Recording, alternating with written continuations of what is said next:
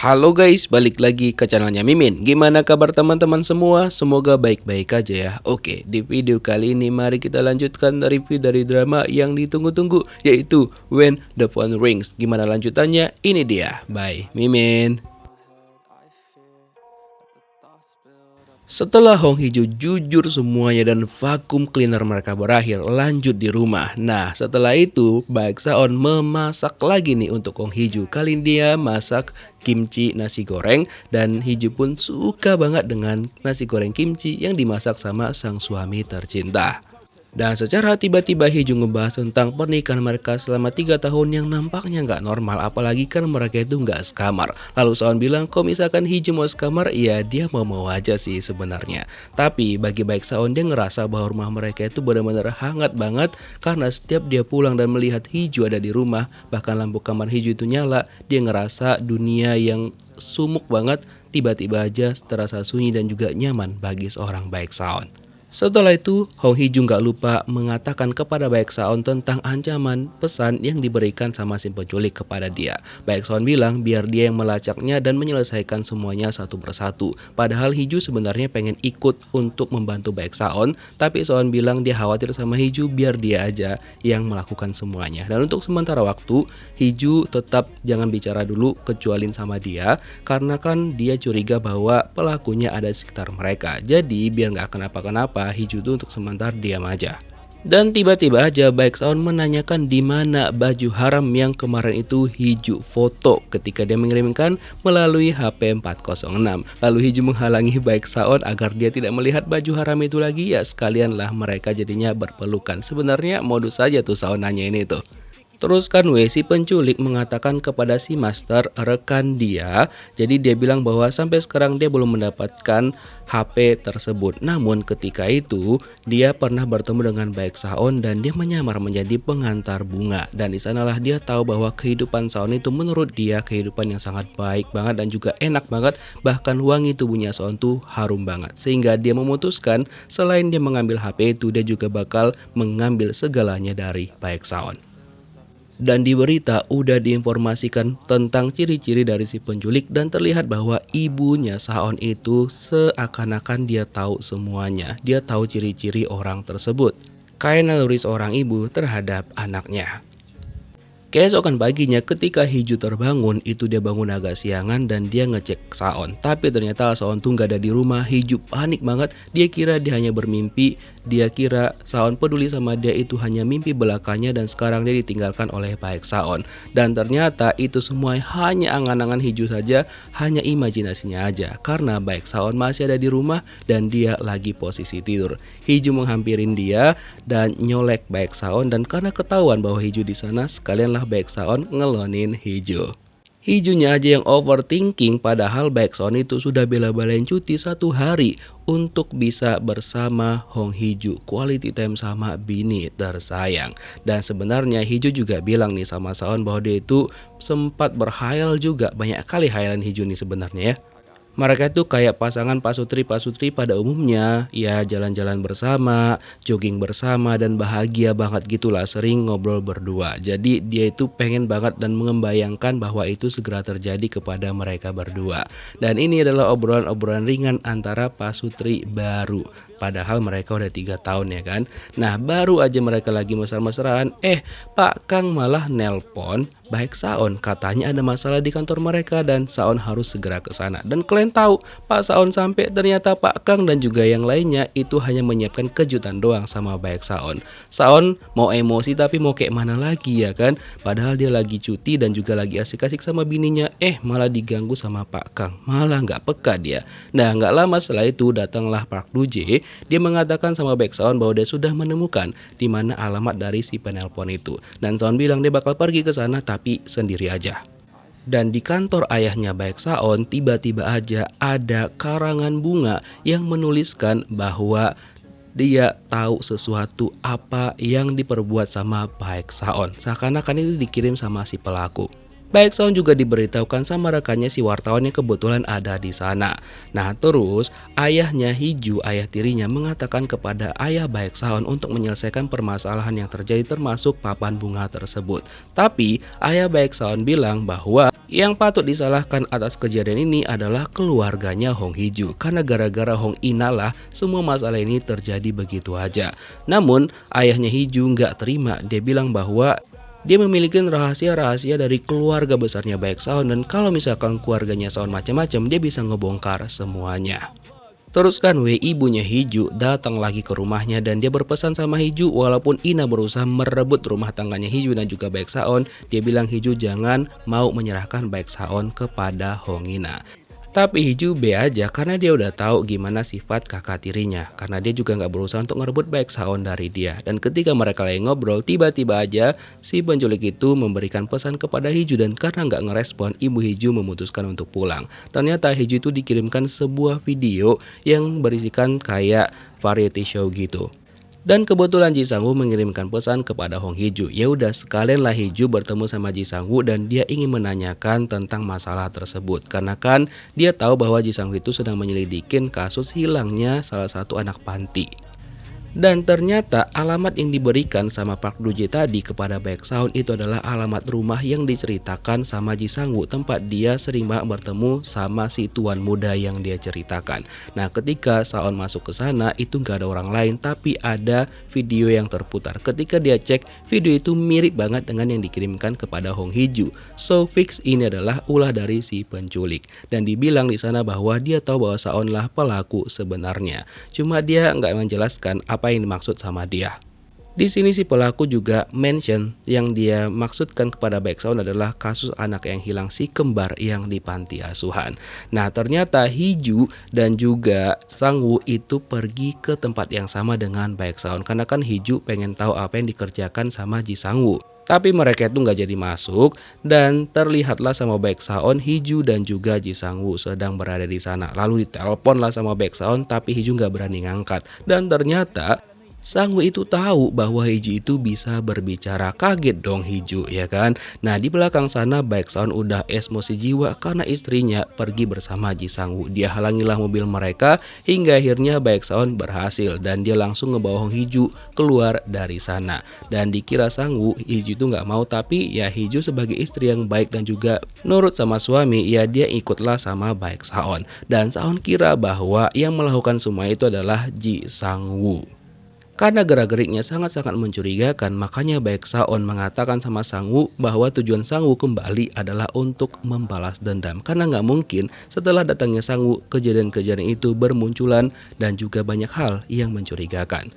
Setelah itu, Saon pergi bersama Hong Hee-ju dan Hee-ju menceritakan apa alasan dia keluar dengan Ji Sang-woo.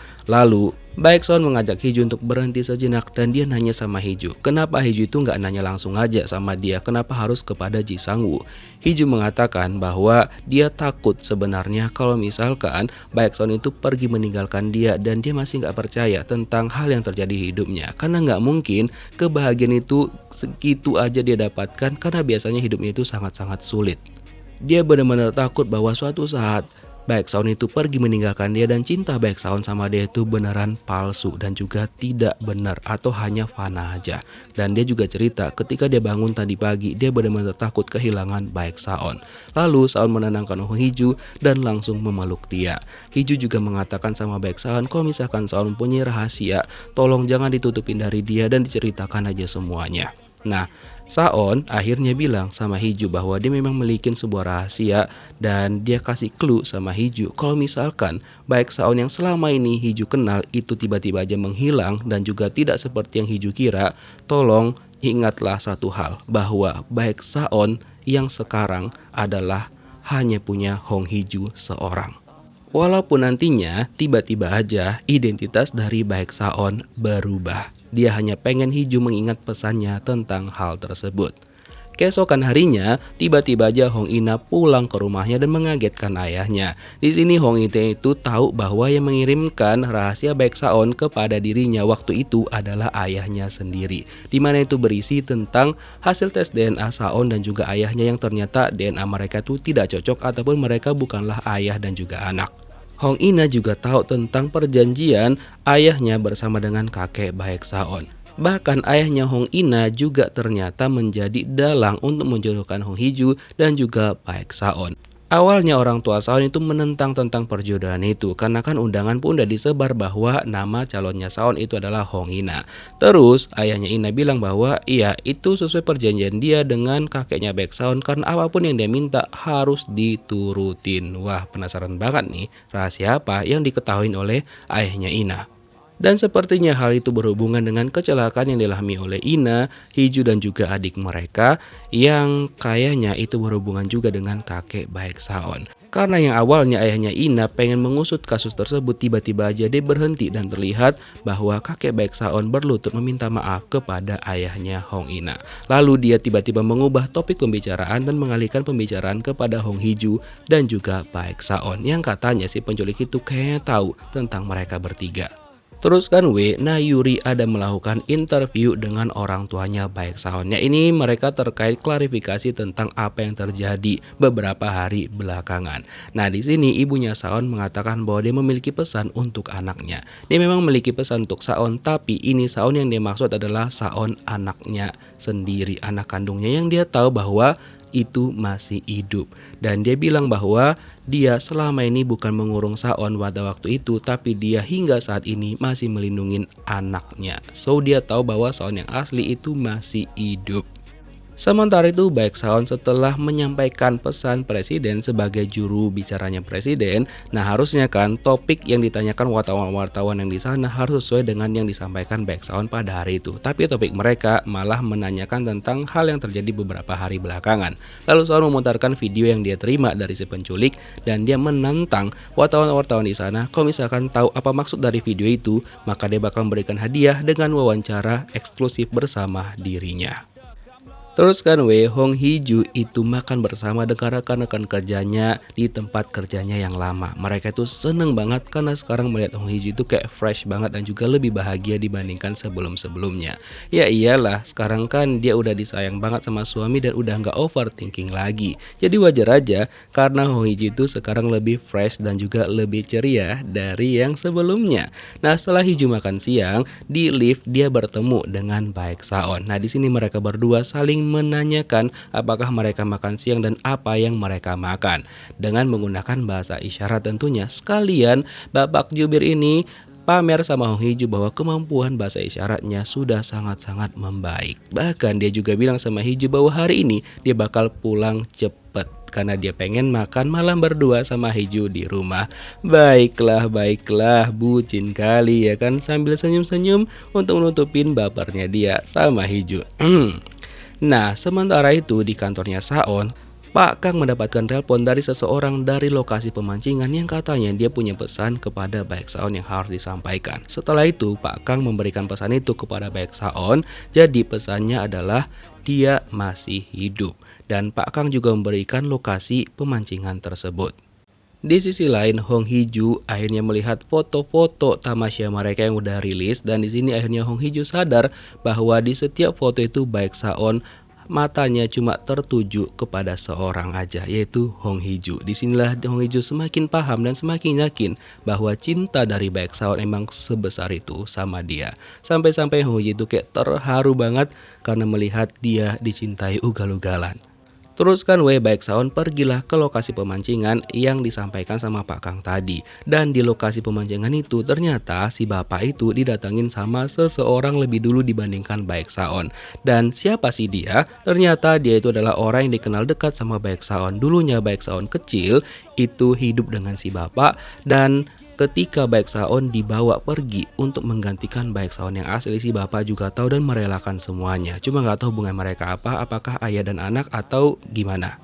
Atau ya Saon dititipin sama orang tua aslinya kepada si bapak itu gitu. Nah by the way, Saon pada waktu itu juga ingat bahwa dia melihat sebuah kejadian di mana kakeknya Saon yang asli itu nenggelamin Saon yang asli di dalam sungai tersebut. Namun dia disuruh untuk pura-pura tidak melihat kejadian itu dan mungkin yang dimaksud masih hidup itu adalah Baek Saon yang asli. Oh iya, tadi kan Saon bilang sama Hong Hee-ju bahwa dia bakal pulang cepet. Tapi hitungin sama Hee-ju, ternyata Baek Saon belum pulang-pulang. Dia kira Saon tuh mungkin lembur. Dan dia didatengin juga sama Hong Ina.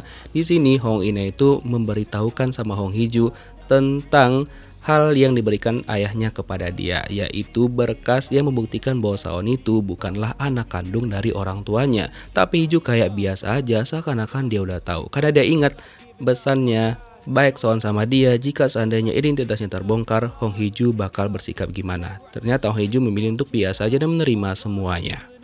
Terus kan Baek Saon sampailah dia di lokasi pemancingan, dan ketika dia ke situ tiba-tiba aja dong rumah itu kayak kebakaran. Apakah yang ngebakar orang yang datang nemuin si bapak tadi ya? Dan keadaan si bapak udah dalam keadaan pingsan. Saon berusaha untuk menyelamatkan dia, tapi ternyata mereka berdua kena ledakan dan akhirnya mereka berdua pingsan. Nah, masalahnya siapakah yang datang itu? Karena ternyata tadi siang-siang ternyata Sang Woo juga pergi menuju ke sana. Apakah dia atau si penculik ya? Atau siapakah Baek Saon yang asli? Kita lihat lanjutannya di next episode. Thank you for watching guys. See you next video. Bye bye. To a creature, and it haunts me somewhere much deeper. I've been feeling weird, I can't seem to focus good enough. Nothing's really clear, sometimes it could be a little